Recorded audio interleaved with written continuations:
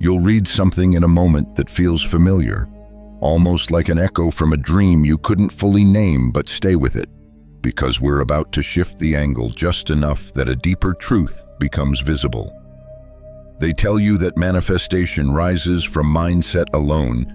Change the thought and the life follows. And while there's a fragment of truth in that idea, you can probably feel how incomplete it is. Thoughts don't build your reality. They're reflections, surface ripples hinting at something moving far beneath. What actually shapes the world around you is the quiet broadcast your nervous system sends out every moment you're alive. That signal is the part of you choosing whether you step into openness and expansion or tighten into survival and scarcity. And if your body doesn't feel safe, if even a faint hum of threat lingers under your awareness, you won't be summoning miracles. You'll be attracting more turbulence, more situations to wrestle with, more noise that keeps you busy instead of aligned. You know the seasons when you've worked hard at doing everything right. The vision board is spotless. The affirmations roll off your tongue. The meditation streak glows with consistency. And yet the reality around you refuses to shift. It's not that the practices are flawed. It's that you're layering them on top of a system still bracing for impact. Your conscious mind might declare, "I'm open, I'm worthy," but your body might still whisper, "Protect yourself. Something could go wrong." And the field, the subtle realm of possibility, doesn't respond to the words you recite. It responds to the state you embody, the frequency you actually feel. We live in a world that trains most nervous systems into chronic overdrive, always scanning for the next problem, always preparing for a threat that might never arrive. And your body, loyal and literal, can't distinguish between a genuine danger and a stressful message on your screen. Both light the same internal alarm, both contract your energy, both close the channel that miracles require. It's not that the extraordinary disappears when you shift into survival. It's that you stop inhabiting the place where the extraordinary can reach you. As you sit with that closing realization that miracles don't vanish, you just lose access to their frequency. Something else starts to reveal itself beneath the surface.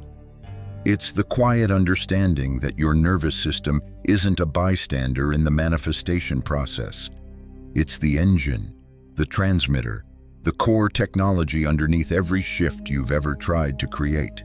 And once you see that, everything clicks into a new configuration. Because the truth is this: your nervous system is shaping your reality long before the mind formulates a single intention. The body broadcasts first.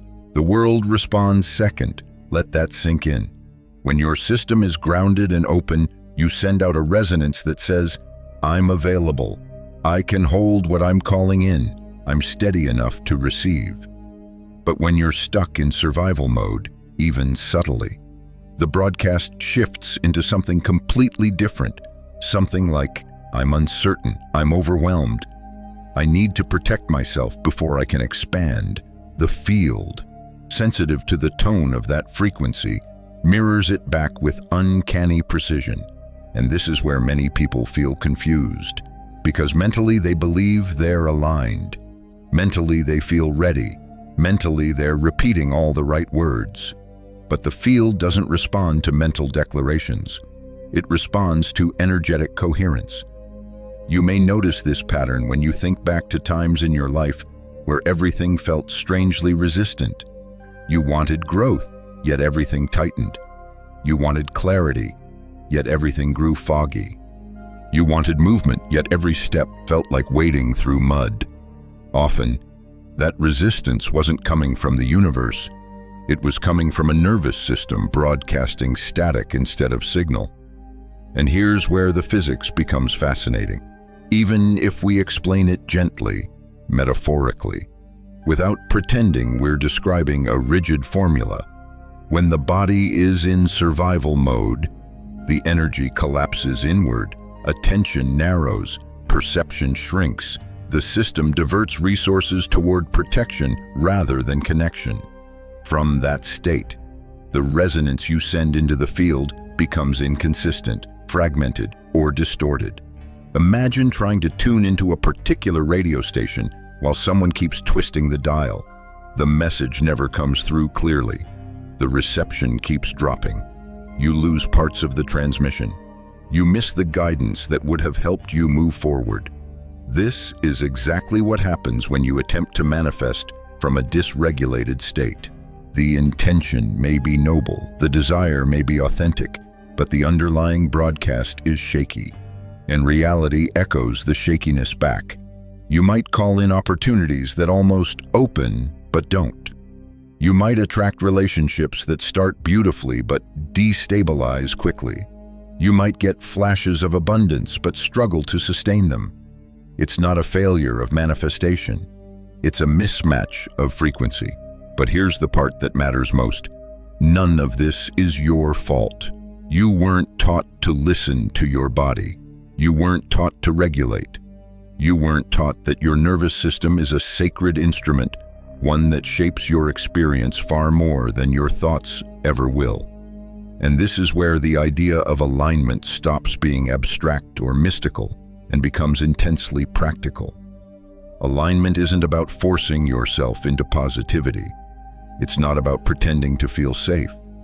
It's not about bypassing discomfort with pretty language. Alignment is the biological state of safety that allows your energy to expand.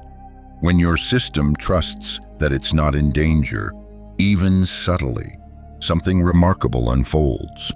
Possibility becomes accessible again. Creativity returns. Intuition strengthens. Opportunities feel less like risks and more like invitations. You stop gripping reality with your bare hands and begin to dance with it instead.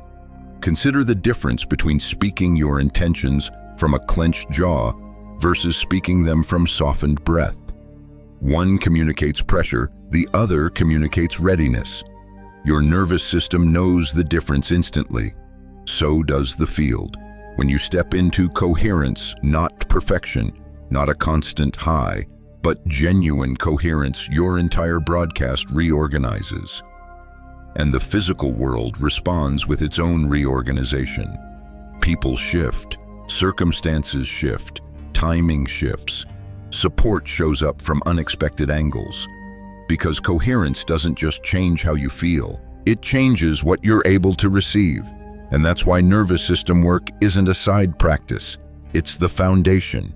It's the tuning mechanism for the life you're trying to create. Without it, manifestation becomes guesswork. With it, manifestation becomes participation, a collaboration between your embodied state and the field that listens to it.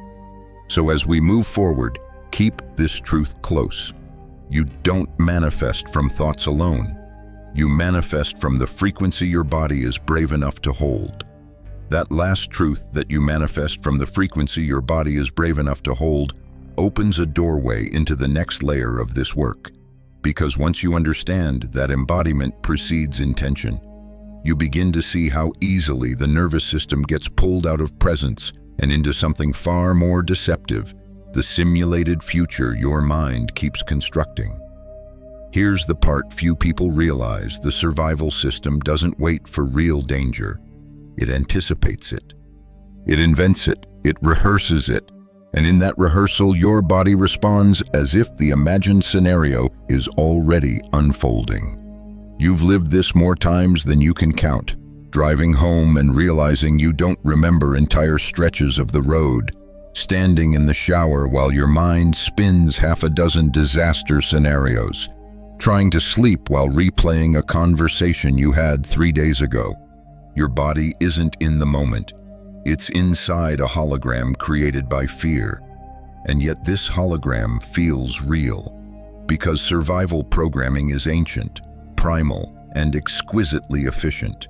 You don't have to consciously think, what if this goes wrong? Your body predicts it before the thought appears.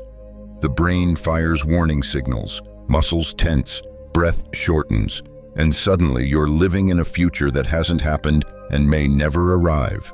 This is the cost of mental simulation, not the imagination itself. Imagination is a creative gift.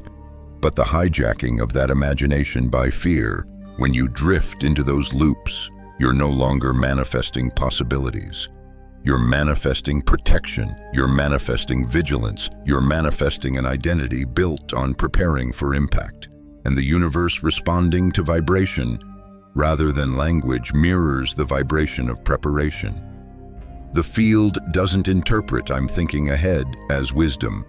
It interprets it as threat. It feels the tension in your chest. It senses the constriction in your breath. It detects the guarded edge in your energy. And it shapes the timeline to match that guarded state, not as punishment, simply as correspondence. Because the field listens to coherence more than it listens to hope. Think of it like this: when your mind spirals into imagined danger, your body spirals with it. It contracts, bracing as if the blow is already inbound. And that contraction becomes a signal, a clear, measurable frequency that says, "Send me more situations that require me to stay on guard." You may not mean it. You may not want it, but the nervous system doesn't speak in metaphors. It speaks in tone, and tone shapes reality. This is why people who live in their heads often feel perpetually exhausted. They're fighting battles that don't exist, solving problems that haven't arrived, playing chess against opponents who aren't even on the board. Every imagined scenario drains real energy. Every mental rehearsal pulls the body deeper into survival mode. You may notice that this simulated future always has the same flavor: something goes wrong, something slips, something collapses. Rarely does the survival system simulate miraculous outcomes. That's because its job isn't expansion, it's preservation. But here's the irony no one warns you about. By trying to protect you, it traps you. By trying to keep you safe, it keeps you small. By trying to predict danger, it disconnects you from possibility. And the moment you disconnect from possibility, manifestation becomes static. Everything loses movement because your awareness is no longer in the only place anything can shift the present. Survival programming pulls you into an imaginary future. Manifestation pulls you into embodied presence. Those two states cannot coexist. When you live in projected timelines, you lose access to intuition, that inner navigation system that requires silence, spaciousness, and receptivity. Intuition doesn't bloom inside mental tension. It blooms inside coherence. It blooms when the body no longer feels hunted by what might happen next. And this brings us to a quiet but life-changing realization. Most of the fear you feel isn't coming from your circumstances. It's coming from the future you've been rehearsing without realizing it. You're not reacting to what's happening. You're reacting to what your mind insists could happen. Once you see that, something inside you softens, not because the worries disappear instantly, but because you realize they were ghosts, projections, echoes from a nervous system doing its best to protect you, even if its methods are outdated. And in that softening, presence becomes possible again. Not forced, not fabricated, just available. The moment you return to presence, the simulated future dissolves. The body unbraces. The field feels the shift, and manifestation begins to respond to a different broadcast, one rooted in now, not in what if. You can feel how that last insight, the dissolving of the simulated future, leaves a kind of quiet spaciousness behind it. And in that space, another truth rises to the surface. Subtle at first, but undeniable once it's named.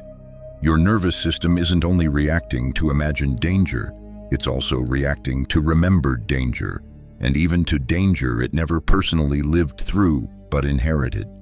This is where the story deepens. Because once you stop traveling into the future, the body reveals the past it has been carrying. And not just your past, layers of memory, echo, imprint woven through your lineage, passed through biology, shaped by generations who survived things you will never fully know. You may notice moments where your reaction doesn't match your situation. Someone's tone feels sharper than it was. A delay feels like abandonment. A simple request feels like pressure. A new opportunity feels strangely threatening. It's not irrationality, it's memory. The nervous system makes predictions based not just on what you consciously recall, but on everything that has ever felt overwhelming, confusing, sudden, destabilizing. Sometimes those impressions are yours. Sometimes they belong to the people who came before you, carried forward in the body as if the story never ended. And science, in its early and humble way, is beginning to observe what mystics and healers have sensed for ages, that emotional experiences can leave marks not just in the psyche, but in the chemistry of being. Patterns of vigilance, patterns of scarcity, patterns of distrust, patterns of contraction. Your ancestors may have lived through scarcity you'll never face. Their bodies learn to tighten, to guard, to brace, and that imprint can echo forward, not as fate, but as a starting point. Consider this: your nervous system is always trying to protect you, but it doesn't always have updated information. It's using the data it has, which might be decades old, or generations old, or formed when you were too young to understand what was happening. So when something good approaches, the body might interpret it as danger simply because nothing in its database resembles safety in that form. When intimacy deepens, when visibility increases, when abundance appears without effort, the nervous system may respond as if the unfamiliar itself is risky. This is how emotional memory becomes prediction. Your body isn't reacting to now, it's predicting what could happen based on what once happened, and then without meaning to, it prepares you for an experience that no longer exists. You can see this in subtle ways. A tightening in the chest you can't explain. A pulling back from connection even when you crave closeness. A hesitation toward expansion you consciously desire. A reflex to shrink even when nobody is asking you to. These reflexes aren't personality flaws. They're survival strategies formed long before you had language for them. And here's where the cycle deepens. The body not only predicts based on old memory, it tries to fulfill that prediction. This isn't self-sabotage, it's consistency. Survival systems prefer the familiar, even when the familiar is uncomfortable. So if your body expects disappointment, it will move in ways that minimize hope. If it expects conflict, it will brace before harmony has a chance to land. If it expects loss, it will cling or avoid, shaping interactions in ways that confirm the expectation. This is the hidden architecture beneath repeating life patterns. Not punishment, not fate, just the body trying to keep you safe based on outdated information. Imagine the nervous system like an ancient librarian guarding dusty archives, convinced that the old stories are still relevant. It uses them to decide how much openness you're allowed, how much abundance you can tolerate, how much joy you can hold before instinctively pulling away. And this is why you can outgrow a mindset long before you outgrow a pattern. Because mindset updates quickly. The nervous system updates slowly, not because it's stubborn, but because it's thorough. It needs evidence. It needs new experiences. It needs repeated, gentle proof that reality has shifted, that the threats it was guarding you from no longer exist. This is why healing is less about thinking differently and more about feeling differently. Because sensation is the language the body trusts. Presence is the language safety speaks. Repetition is the language that rewires. And as you begin offering your system new experiences of safety, not perfect safety, not constant safety, but grounded safety, something incredible begins to change. The inherited echoes soften. The predictions loosen. The body stops replaying old stories as if they're still unfolding.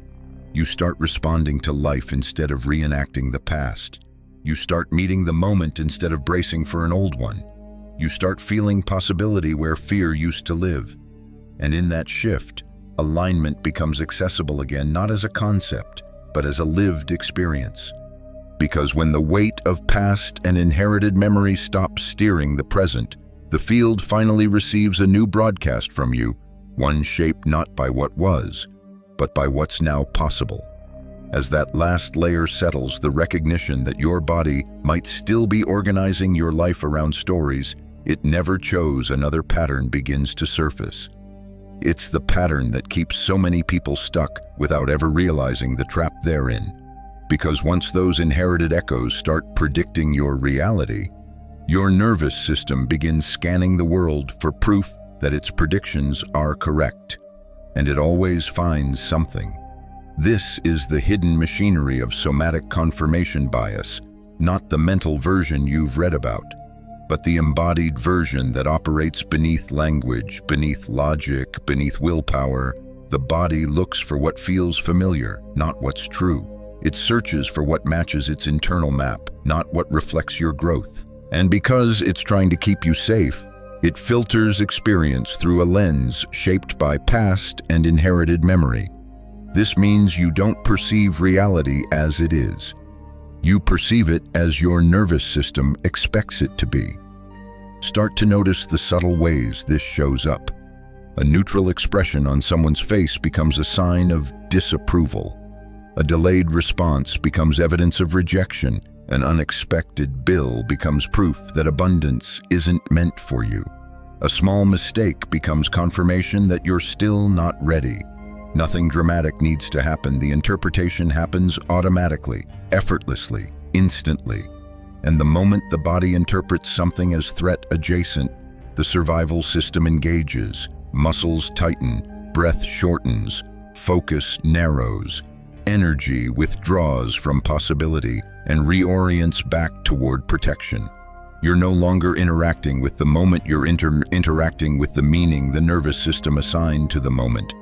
It becomes a loop that feels real because it feels familiar, and the familiar is seductive, even when it's painful. This is why people recreate the same relationship dynamics, the same financial patterns, the same emotional cycles, the same limits, not because they lack discipline or clarity, but because their nervous system is trying to prove itself right. A system built for survival needs predictability more than it needs joy. Safety, to the nervous system, often means the known, even when the known is restrictive, even when the known is outdated, even when the known is so much smaller than who you've become. But here's the turning point. Once you understand that your nervous system filters reality before you consciously interpret it, you start questioning the filter itself. You start noticing how much of your life is shaped not by events, but by interpretations, not by facts, but by somatic echoes, not by destiny, but by a body trying to keep you from experiencing anything too unfamiliar, even if the unfamiliar is exactly what you've been praying for. And in this awareness, something powerful becomes possible. You can begin updating the filter, not by forcing the body to see the world differently, not by arguing with your fear, not by trying to positive think your way into expansion, but by teaching your nervous system, slowly and repeatedly, that not every sensation of unfamiliarity equals danger, that not every pause in communication equals rejection, that not every challenge equals collapse, that not every moment of openness will lead to pain. This is where presence becomes medicine.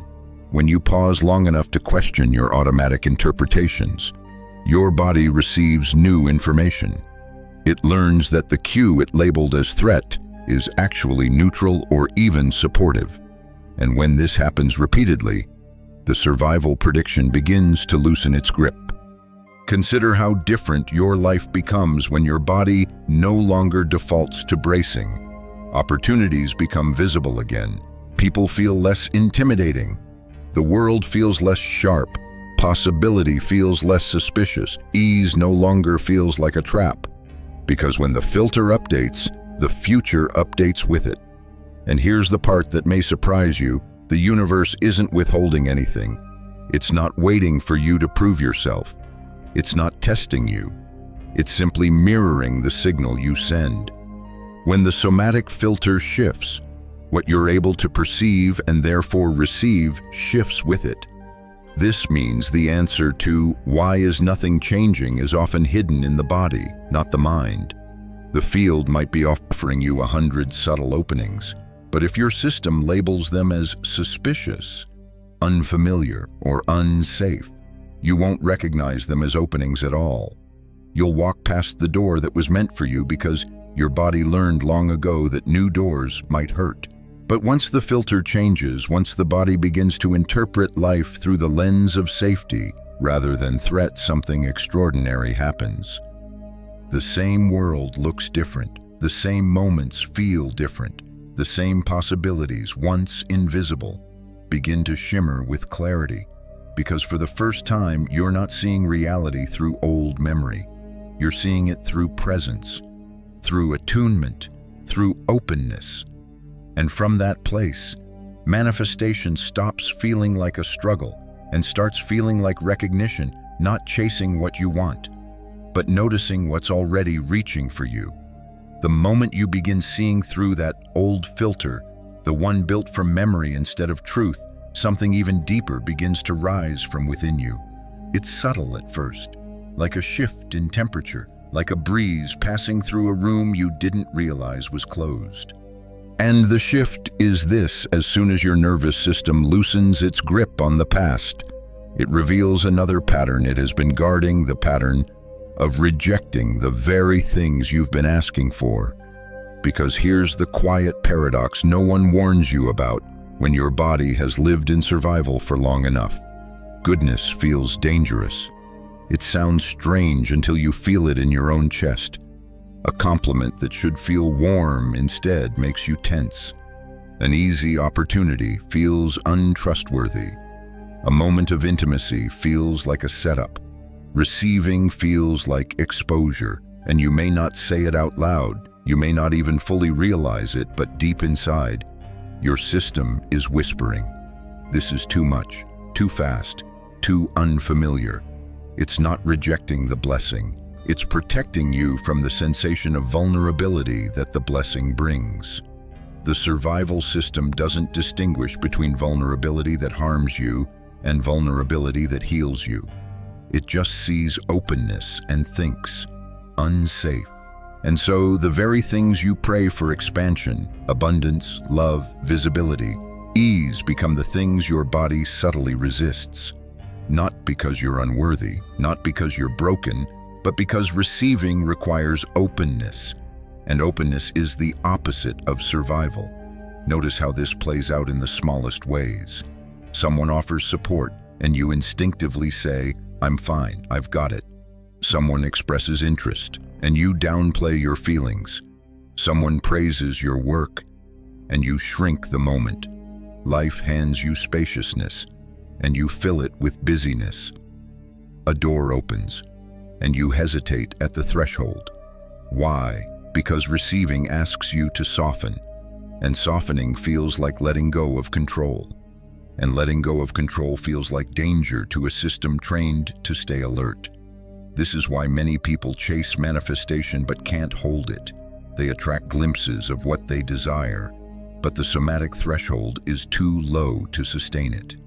The nervous system only allows as much expansion as it believes it can survive. And whenever the expansion rises above that threshold, the body contracts quietly, instinctively, protectively. You may recognize this contraction, that tightening in the ribs when someone gets too close, that flutter of panic when an opportunity accelerates, that sudden urge to withdraw when things start going well, that impulse to sabotage a good moment before it can turn on you. These aren't failures. They're safety strategies. Your body is not your enemy. It's your historian. It remembers everything you endured and everything that overwhelmed you. It learned that too much openness can lead to hurt, so it protects you by slamming the brakes right when your blessings arrive.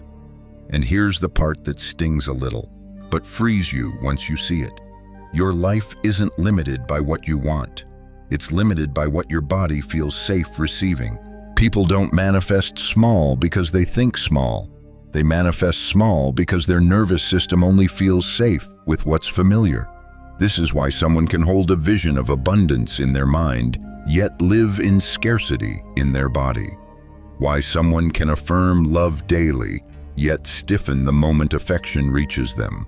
Why someone can desire expansion, yet panic when life begins to expand. Your nervous system organizes your reality around what it believes you can handle, not what your mind hopes you can handle. And the moment you understand this, you realize something powerful. Manifestation is not blocked by lack of effort. It's blocked by lack of somatic permission, which means the solution isn't trying harder. It's feeling safer when the body trusts itself. Receiving becomes natural when the body feels safe. Doors don't feel threatening. When the body softens, blessings don't feel overwhelming. When the body opens, alignment doesn't feel like risk. It feels like home. You may have noticed that whenever life brings you something beautiful, there's a split-second window, a moment where your heart either expands or contracts. That window is where your entire frequency reorganizes. If the body contracts, the moment slips. If the body expands, the moment deepens. And this is the work beneath all other work, increasing your capacity to hold the goodness that life has been trying to deliver for years. Because the truth is, life hasn't been ignoring you. It's been waiting for you to feel safe enough to receive what's already yours. And once you begin rewiring that threshold, once your nervous system experiences safety not as a rare event, but as a baseline, something extraordinary happens. The blessings that once felt overwhelming begin to feel natural. The opportunities that once felt too big begin to feel like your size. The love that once scared you begins to feel like your language. Because for the first time, your nervous system isn't rejecting the life you want. It's preparing to hold it. You can feel how that last realization that your body might be rejecting the very life you've been calling in creates a kind of inner silence, almost like the moment after a deep exhale. And in that silence, a new truth begins to reveal itself with surprising clarity. Safety isn't the reward for alignment. Safety is the alignment. This is the pivot most people never make, because they're taught to chase the elevated states. First, gratitude, high vibration, abundance consciousness, without tending to the biological foundation those states require. You can't build expansion on top of a system that's still defending. You can't sustain openness inside a body that expects the world to turn at any moment. You can't embody abundance through a physiology convinced that survival is the priority. And yet, this is exactly what so many spiritual teachings unintentionally encourage. Leap into the expansion, they say, as if the body will simply come along for the ride. But the body is not a passenger. It's the vehicle. It's the transmitter. It's the foundation of your signal. When the body doesn't feel safe, even the most beautiful spiritual practices become layered noise. The affirmations don't land. The visualizations don't stick. The intentions don't root. And the field doesn't hear the words you speak. It hears the frequency your body is vibrating beneath those words. So the real question isn't, how do I raise my vibration? The real question is, how do I feel safe enough for my vibration to rise on its own? Because here's the truth. Very few people name aloud true manifestation is somatic, not just energetic. Safety reorganizes your entire frequency from the inside out. When the body softens, the field responds differently. When the body opens, reality opens. When the body trusts, intuition sharpens. When the body stops defending, synchronicity arrives. Safety is what allows expansion. Safety is what allows receiving. Safety is what allows you to hold more without collapsing. Think about what happens in the absence of safety. You cling. You overthink. You brace. You prepare for loss, even while hoping for gain. Every step toward expansion carries the weight of potential threat.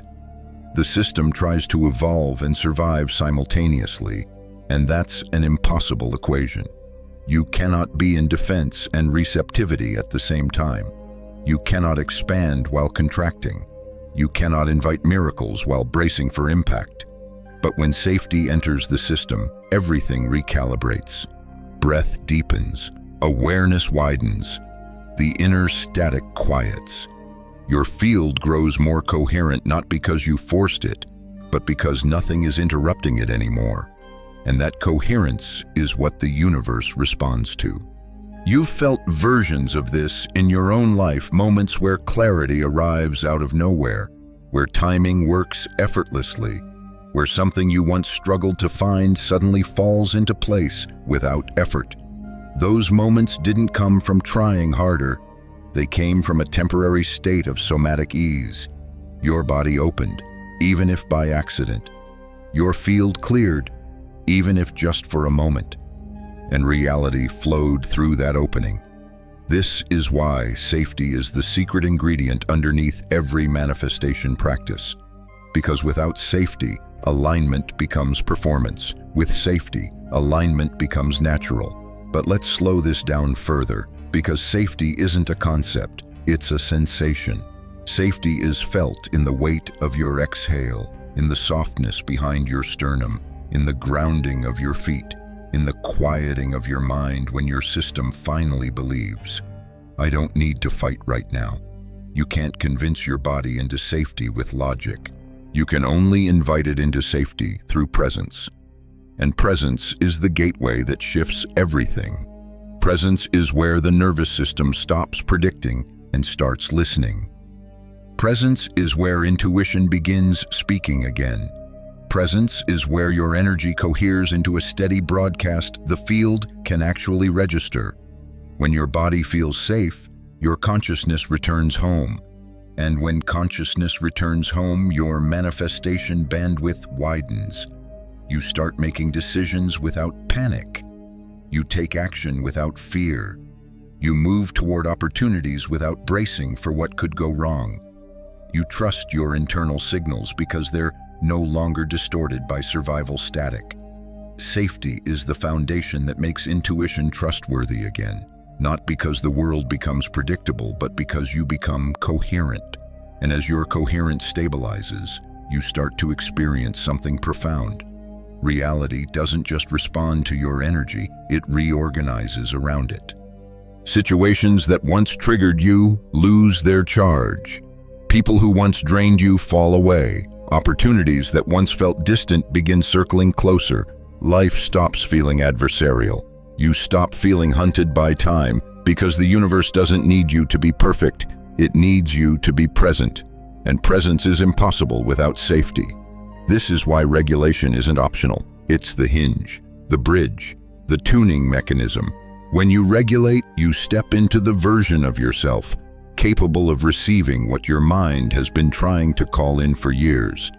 And that's the doorway we're walking toward now, because once safety enters the system, your entire field shifts into a new expression. You begin to access a kind of embodied magnetism that thought alone could never create.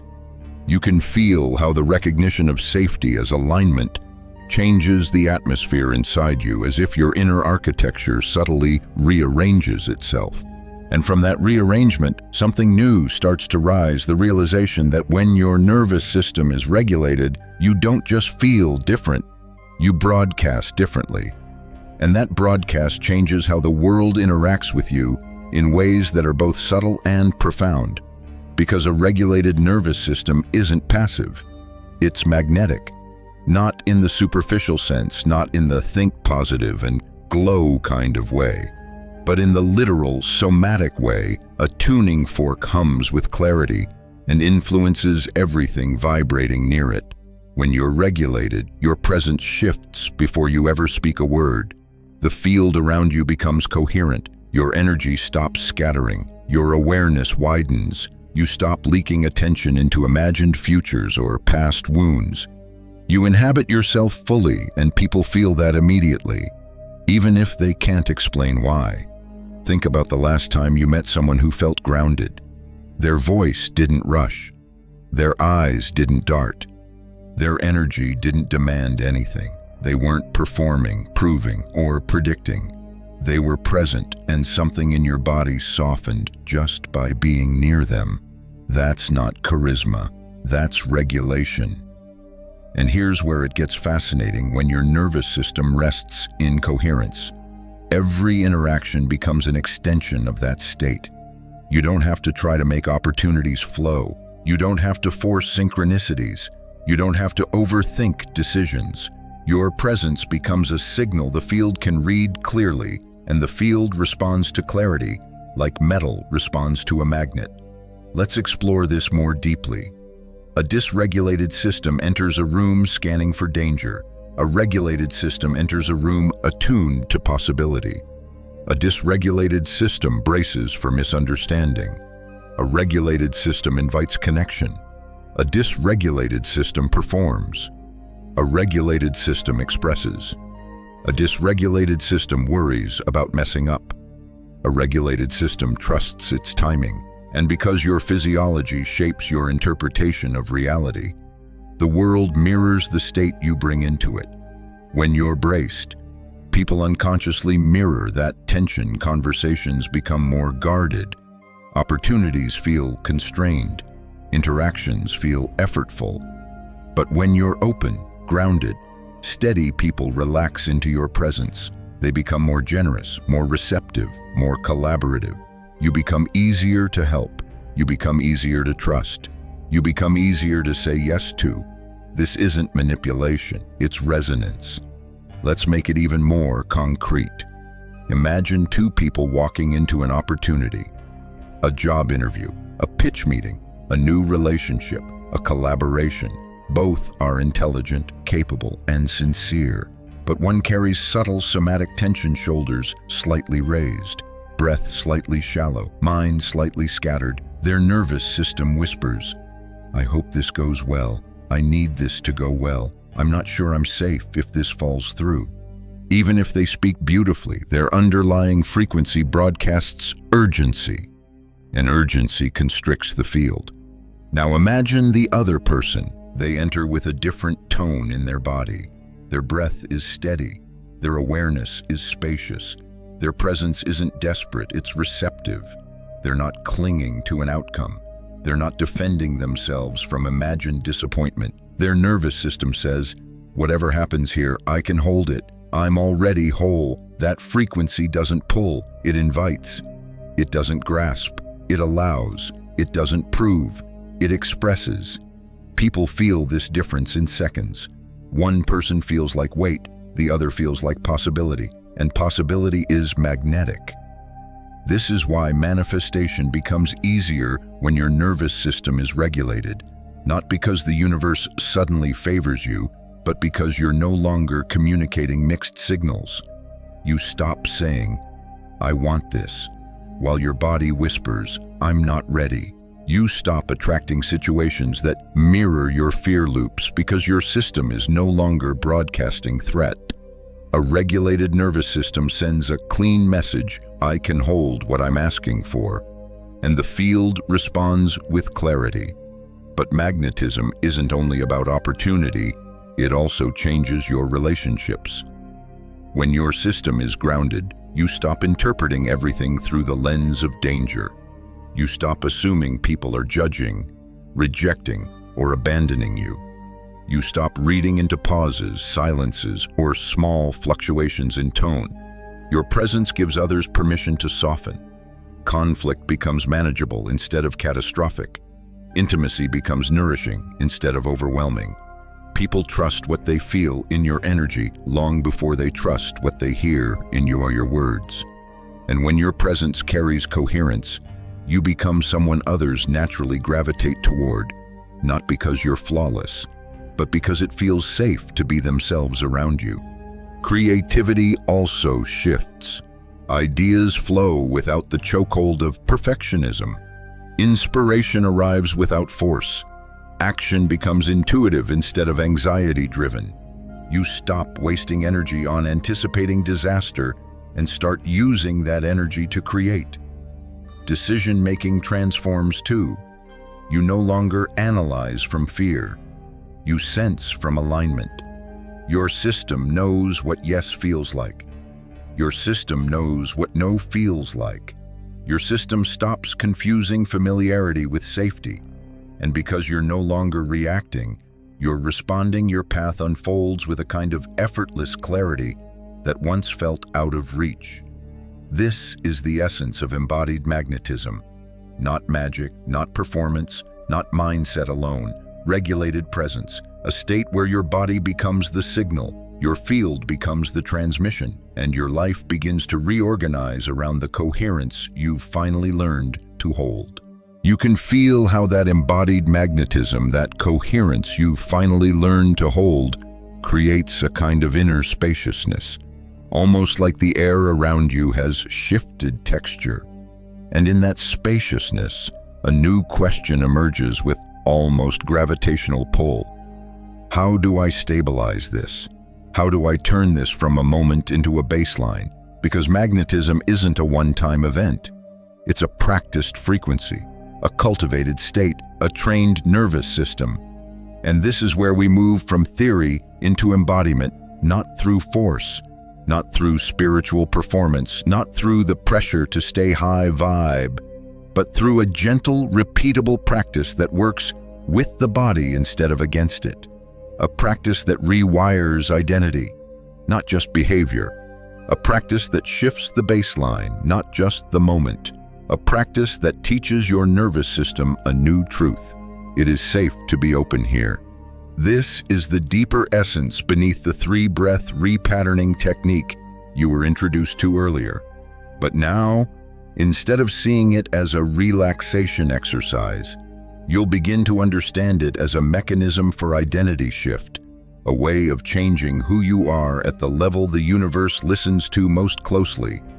Because each breath is more than oxygen, each breath is an instruction, each breath is a message to your subconscious and your field. Each breath teaches your system a new way of being. Let's step into this slowly, intentionally, and with the reverence it deserves. Breath 1, receptivity, the unlearning of defense. This breath isn't just about inhaling, it's about unlearning the ancient reflex that equates openness with danger. When you draw breath into the heart space, you're doing something radical. You're telling your body that it no longer needs to guard every direction at once. You're whispering to your system, it's safe to widen here, safe to expand here, safe to stop bracing.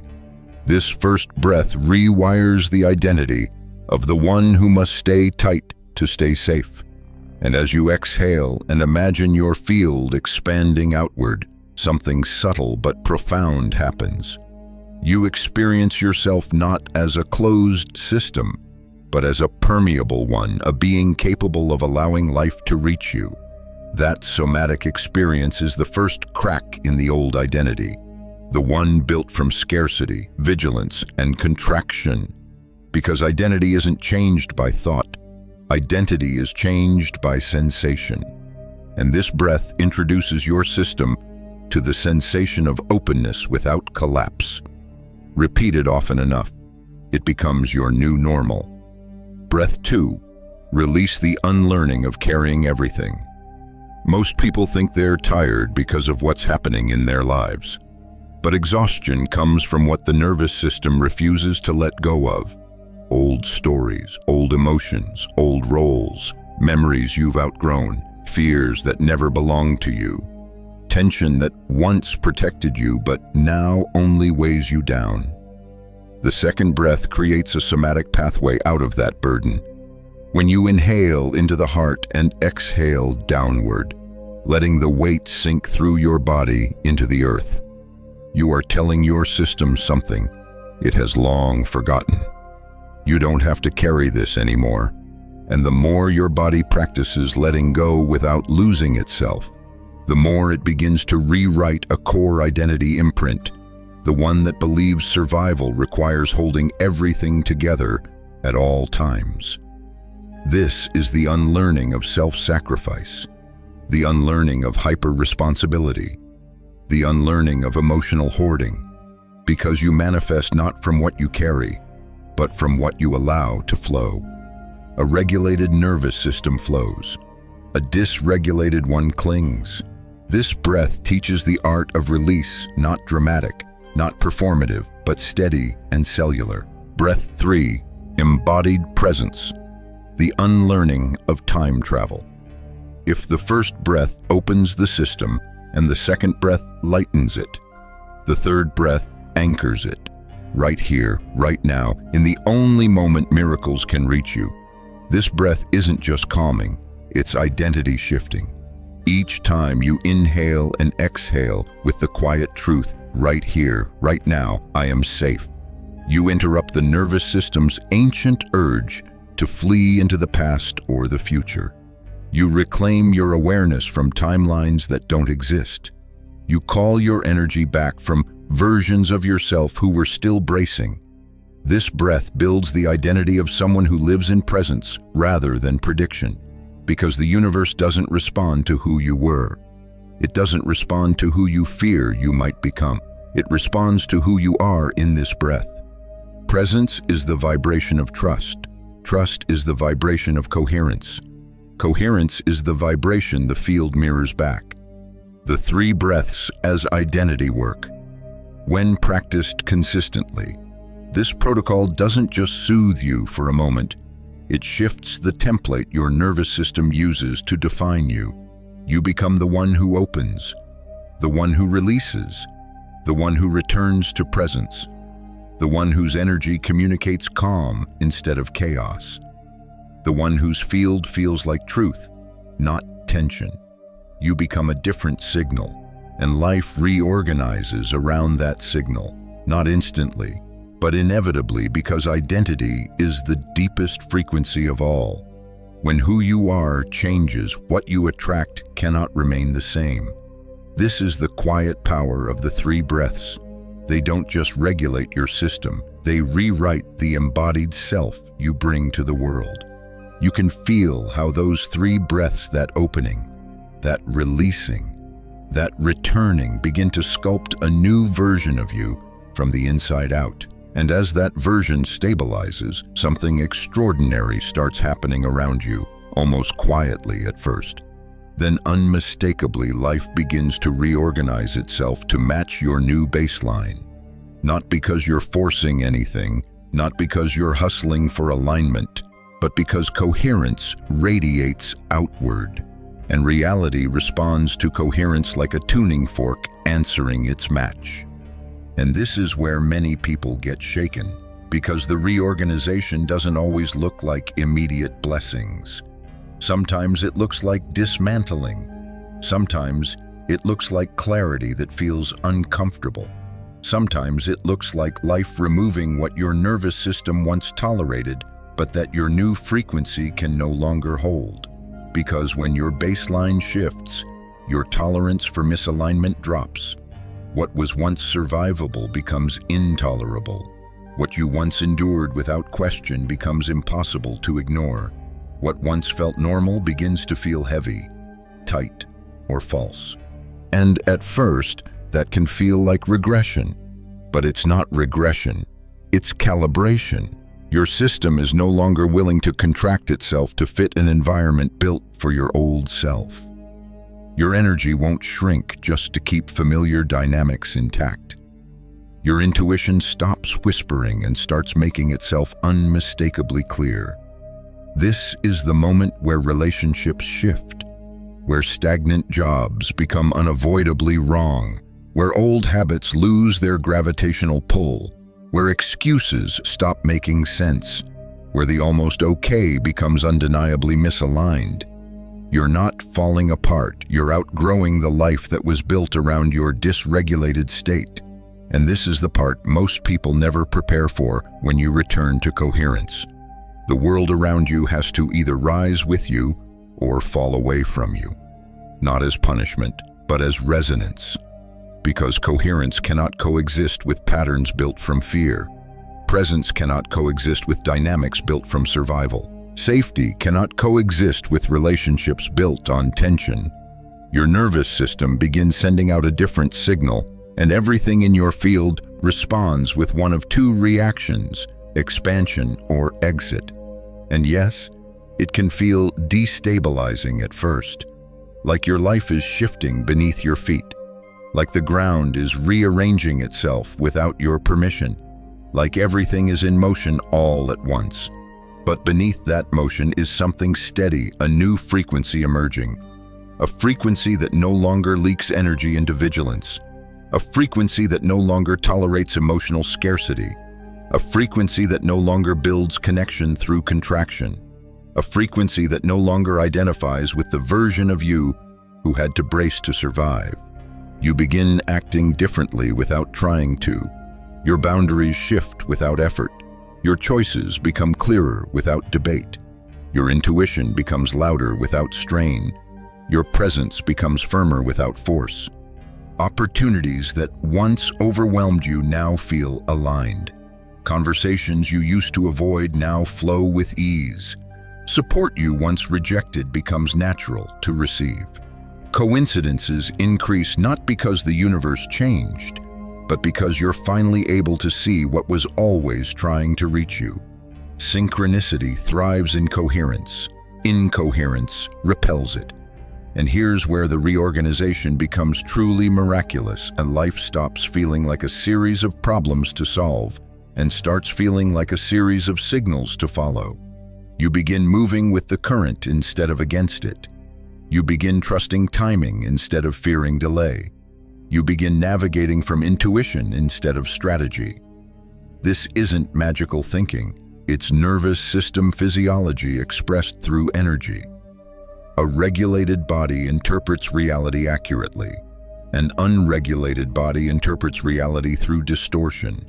So when regulation becomes your baseline, the distortion dissolves. And when distortion dissolves, possibility becomes visible. Possibility that was always there, hidden behind the fog of survival. You start noticing doors you once walked past. You sense opportunities before they fully emerge. You attract people whose nervous systems resonate with your steadiness. You find yourself in the right conversations at the right moments. You receive invitations you once felt unworthy of. You say yes without fear and no without guilt, because coherence makes you unmistakably you. And when you become unmistakably you, the field can finally deliver what was meant for you, not the version of you shaped by vigilance, but the version shaped by safety, presence, and truth. This is the essence of a regulated baseline. Life no longer feels like something happening to you. It feels like something happening with you. A collaboration, a conversation, a dance of frequency meeting frequency. And step by step, breath by breath, you realize that manifestation was never about convincing the universe. It was about becoming the version of yourself who can hold what the universe has been trying to give you all along. You may notice that as this new coherence settles, as the dust of transformation drifts gently to the ground, a softer truth begins to emerge beneath everything we've explored. It's quieter than the breakthroughs, gentler than the revelations, but it carries the deepest resonance of all. Your life doesn't change because you push it into a new shape. It changes because you finally become available to the shape it always wanted to take. And that availability begins with safety, not the dramatic kind, not the perfect kind, the lived kind inside this breath, inside this moment. Feel that for a second. Right here, right now, nothing is demanding anything from you. Nothing is chasing you. Nothing is collapsing around you. You're simply here, present, breathing. This is the baseline. Your nervous system has been waiting for, the baseline that makes everything else possible. As your system stabilizes in this new frequency, life stops feeling adversarial. You no longer interpret every delay as a threat, every silence as rejection, every change as danger. You start seeing movement where you once saw obstacles. You start feeling resonance where you once felt tension. You start noticing that the world isn't withholding from you. it's responding to you. And because you've learned to rest in your body without bracing, you now meet life without bracing. That's the shift. That's the miracle. That's the quiet turning of the tide. You may find that relationships soften, opportunities feel closer, synchronicities increase, self-trust becomes accessible again. Your intuition speaks without the static that once drowned it out. Not because everything suddenly became easy, but because you're no longer living in opposition to yourself. The field can finally reach you, not around your fear, but through your coherence. You've become readable, available, aligned. And from this place, the invitation becomes simple, almost tender. If this work resonates, return to it, not as pressure, not as ritual for perfection, but as a quiet act of remembering, a daily homecoming, because regulation isn't an achievement, it's a practice. And practice is what turns transformation into identity. So as you step forward from this moment, let this be the gentle truth you carry. You are safe to receive. You are safe to expand. You are safe to let life support you in ways your old self could never imagine. Let your next breath be a doorway. Let your presence be the signal. Let your safety be the foundation for the reality rising to meet you.